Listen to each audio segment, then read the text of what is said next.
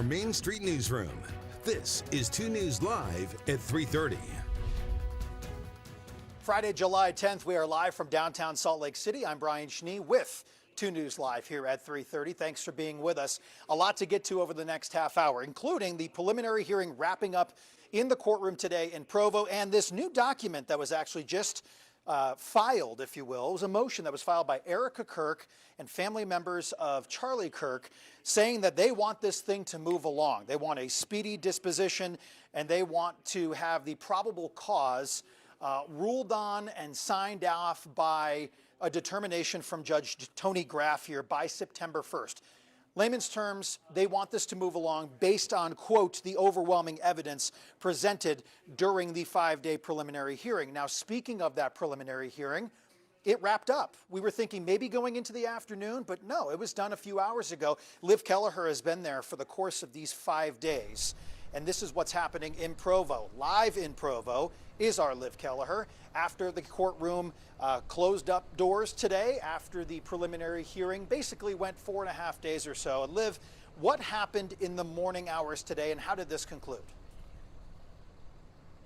Yeah, Brian, today's morning was really very interesting. It started with the defense sort of condemning the media. There was a portion of yesterday's hearing that was broadcasted out on that streaming. We've been live streaming the entire proceedings. It was accidentally streamed out for 2.5 seconds. It was a photo of the letter that Robinson allegedly left for his former roommate and romantic partner, Lance Twiggs. Now, the judge said this was a violation of a decorum order, and we spent about an hour going back and forth about what that remedy will be. That remedy ended up being quite consequential. The judge ruled that no pieces of evidence admitted today would be allowed to go out to the public, which meant we weren't able to see a very key piece of evidence today. That was a zoomed in video, the surveillance video from UVU, something we were all hoping to see, but unfortunately we weren't allowed to.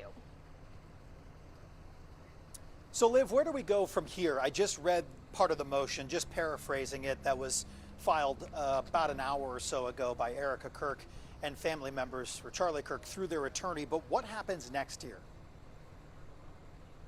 Yeah, Brian, typically we would see a judge come to his probable cause decision at the end of the preliminary hearing. Judge Tony Graff has pushed that back. He's giving both the defense and the state several weeks to file legal briefs and prepare for their closing arguments. That will happen on September 1st. I believe they all have 4 hours to make their final arguments.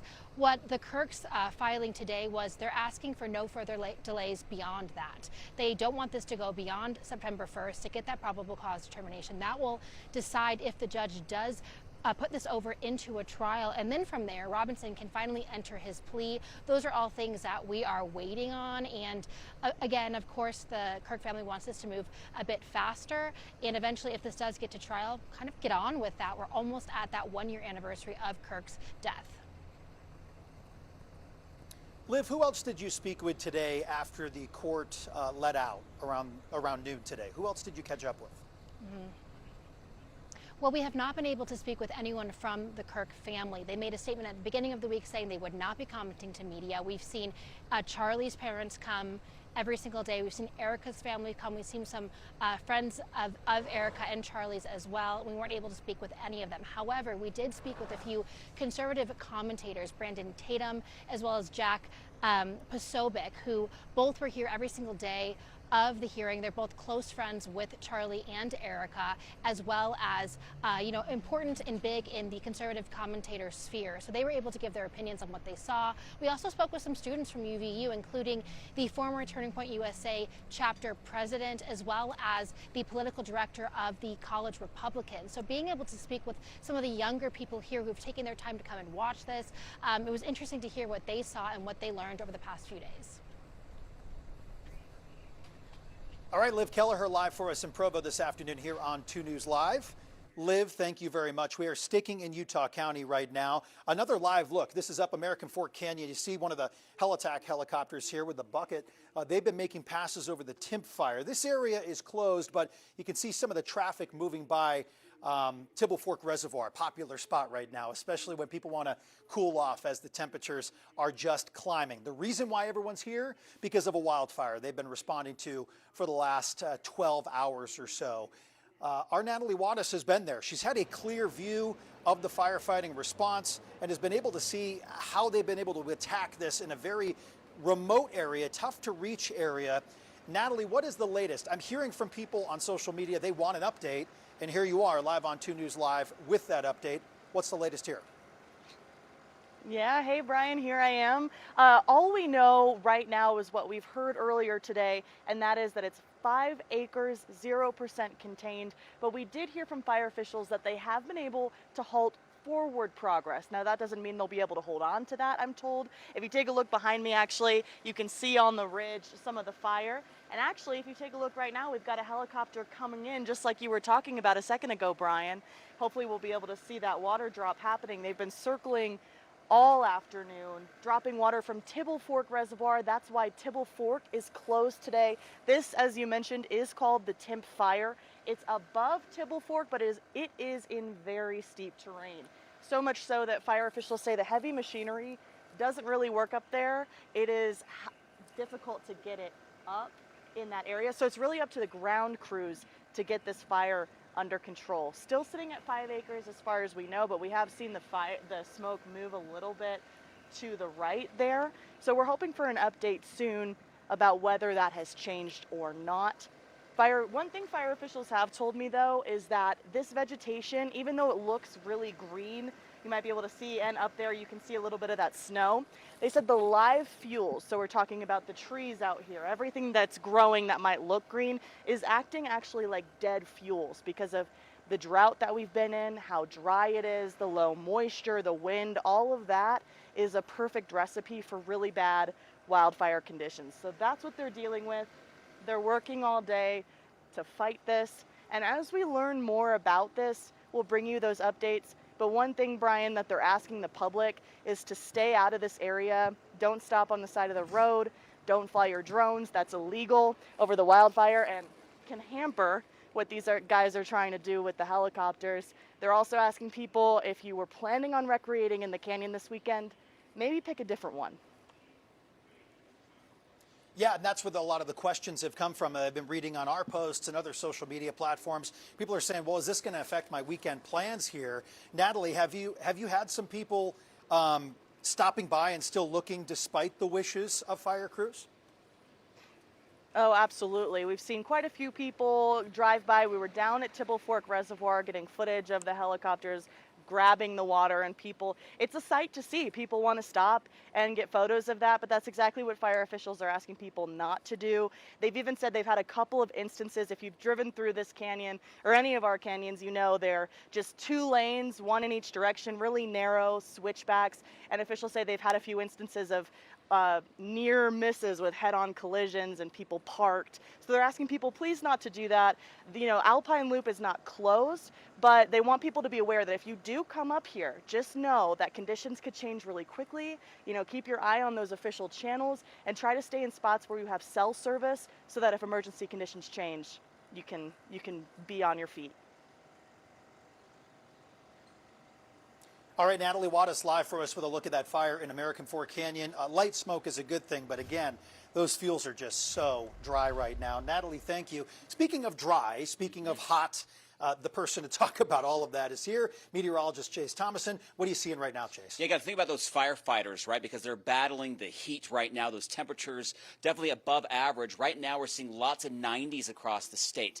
98 in Salt Lake City, so we're getting very close to 100 degrees. Today, basically, is our first day of this upcoming heat wave. Again, I wouldn't be surprised if we do hit 100 degrees for the second time this year. We haven't done it much, but we're going to see probably several days into the triple digits. A lot of 90s in northern central Utah, a lot of triple digits, and it's only going to get hotter as we head into the weekend. So your next big weather maker, obviously, Yes. is the potential for record-breaking heat here. Yeah, not only is it hot, but it is record-breaking. Now, tomorrow the forecast is 104 degrees. That is 10 degrees above average. I don't think we're going to break the record. However, Sunday is when we peak. And that 107 is actually really important, Brian, because that is our all-time record high in Salt Lake City. We've hit 107 degrees several times, but we've never hit 108. Could we do it? We might. kind of depends on the cloud cover, I think, on Sunday. But that heat has been extended into early next week, so we have heat warnings out. Got to take it seriously because this is dangerously hot. Curious quick question for you. We just saw part of Natalie's live shot showing the backside of Mount Timpooneke. There's still snow up there. I don't know if it's a question, but there's always still snow up there. There's always snow. It's on the kind of the cold side of the mountain, and it's way up. There's not as much as there typically is.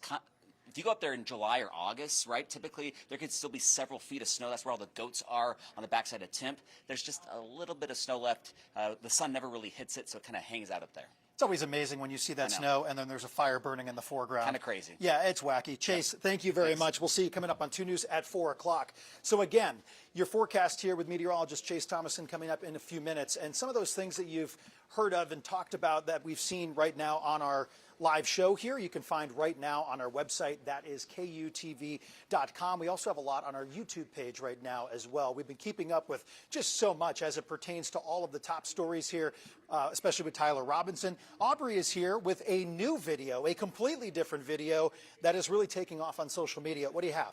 Yeah, we have a lot of great content here, Brian. I would first point you to this video. This was taken by a bystander named Matt Champion. He was in the area when the semi-truck caught on fire. It was right near Sugar House Park and started spreading up the hillside. So that was really concerning, but it really just goes to show how incredible our firefighters are. They got there so quickly, and they were able to put out the fire before it spread into the park. Something a lot of people are talking about. How could you not, with pictures like this, seeing the devastation from the Cottonwood fire?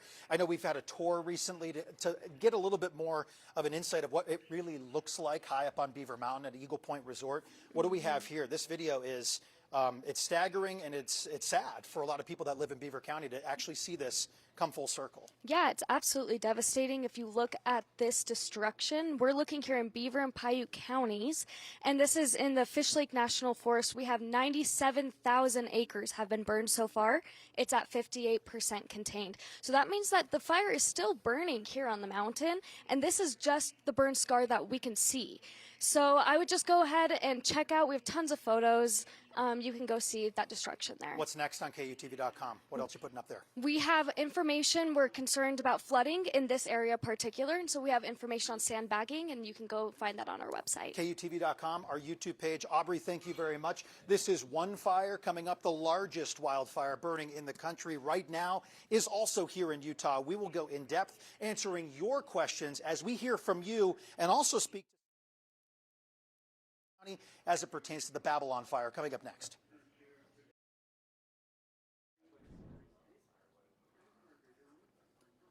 Welcome back, live here on 2 News Live right now. I'm Brian Schnee. We are in downtown Salt Lake City taking a look at your reactions right now to the Babylon fire, which is more than 100,000 acres, gets lots of attention nationwide. How about in southeastern Utah? Chad says on Facebook, this should have been put out a long time ago.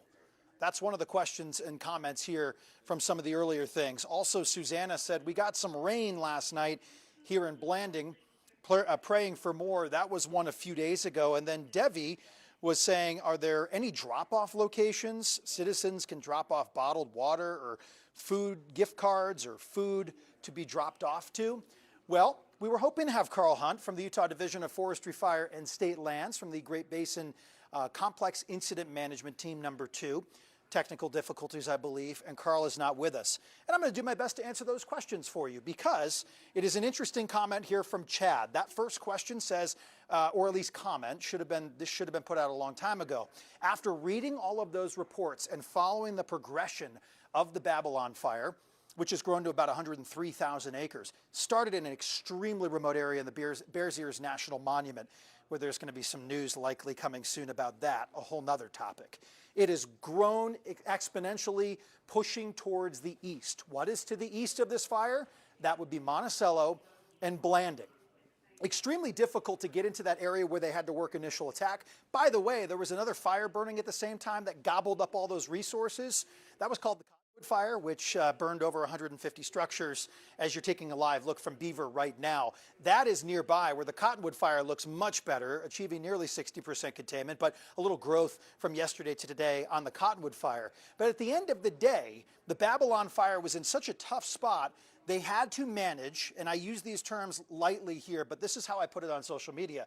They basically had to build a box, and they admitted that early on. We have to find natural areas where we can actually get after this fire because the terrain is so difficult. Cliff drop-offs, you name it. The second social listening comment, if you will, that we had here, we're going to stay on the Babylon fire before we get to the poll. That would be from Susanna, saying, we got some rain last night here in Blanding, praying for more. Something I was hoping to ask Carl was, has there been any beneficial rain over this area? We know that these large fires, as you've seen from the pyrocumulus clouds, can create their own weather patterns. That results in a lot of unstable conditions. We've seen storms roll through there. That fire has created thunder and lightning. We've seen them in some of the time-lapse videos we've shown you from overnight. Measurable rainfall, I'd have to check with meteorologist Chase Thomason on that. I don't believe they gotten much, which is why that fire continues to push eastward. The final topic, this is always an interesting one. We have such a great community all throughout the state of Utah that always wants to help. This is a comment I always love to see. How can we help firefighters? For most parts, from what we've heard, is they're good on food and water and all those things. But if they're not, we will be sure to tell you. And of course, you can find more information on the Manti La Salle National Forest Facebook page. And for anyone that lives in southeastern Utah right now that has questions, maybe you want a mask, an N95 mask, they've got those for you in Monticello from 3 to 5. That is available, I believe, at the public library, a place where they're holding just kind of this Q&A where you can get questions answered by people that work for Great Basin CIMT2. And the final thing here that we are most truthfully concerned about is how will things look this weekend? And that's something I really wanted to ask Carl, because we have the extreme temperatures of triple digits, 105 plus. But what will it look like it's in southeastern Utah? That's primarily very dry and has a different climate than what we have here along the Wasatch Front. I have been checking some of those weather stations myself, especially overnight a few nights ago when we saw just explosive fire activity. And some of those weather stations had relative humidity in the single digits. And after checking some of the reports this morning, they expect that this weekend. So if there's anything to keep an eye on this weekend in Monticello and in Blanding, it is how is that east side of the fire that had crept towards town, how does that look? And do I need to be prepared in case conditions change? Latest on the Babylon fire. Keep in mind, they do have some containment. Moving along with some of the things that you are talking about. Something very interesting is that we've had the Ogden Fire Department recently share that they have been able to expand their wildland fire division, if you will. This is something we've seen local municipalities and fire departments do across the state over the last few years. Not only is it experience for these local crews, but it is how can we help? And right now, we were able to get some conversation back from Mike Slater, who is now the fire chief with the Ogden Fire Department, telling us, quote, "We know that no agency can handle these incidents without the aid of others. In the fire service, we rely on others and want to do our part to help when needed." So Ogden actually has 3 firefighters staffing an engine. They're part of that large contingent that is down in the Monticello and Blanding area helping with structure protection. We have a poll for you as well. You can see that QR code on your screen right now. How should local fire departments respond when major wildfires break out? Some of the options there are sending wildfires wherever needed, help only within the region, keep crews in their own communities, so don't go, and then decide based on local staffing needs. And it's something that is always an evolving conversation that we're hearing about on social media and seeing you talk about as we make our way through what is deemed fire season, although it's much longer and much deeper into the shoulder seasons than we've had. The final thing that we've noticed today, specifically that you're talking about on social media that we wanted to get some answers about, is Creekside Park and Holiday. There have been some folks talking about this specifically, saying, why does the water look different one day to the next?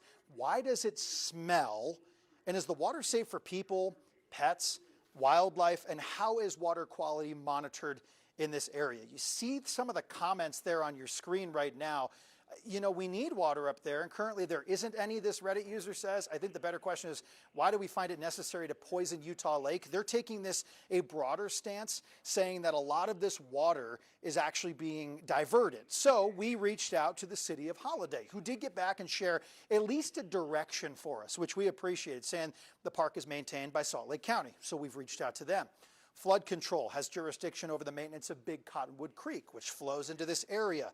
And Salt Lake City Public Utilities controls the diversion and delivery of irrigation water from the Jordan River. So this involves a lot of people to get the answers for you, but we hear you, we're listening, and I'm going to try to get you some of those answers next week after the weekend here, and maybe we can get this topic again to get you some of that more finalized information. But it took a lot of asking questions today, and we are doing that. So as always, we are listening to you on social media. We're seeing your comments, and we're taking those and asking questions, trying to get that detailed information, as we did earlier this week with the Tower Theater in Salt Lake City. And we are fortunate enough to have someone from the Salt Lake Film Society on to answer a lot of those questions about the renovations, and in turn, a lot of you reading that content on KUTV.com. We're right back.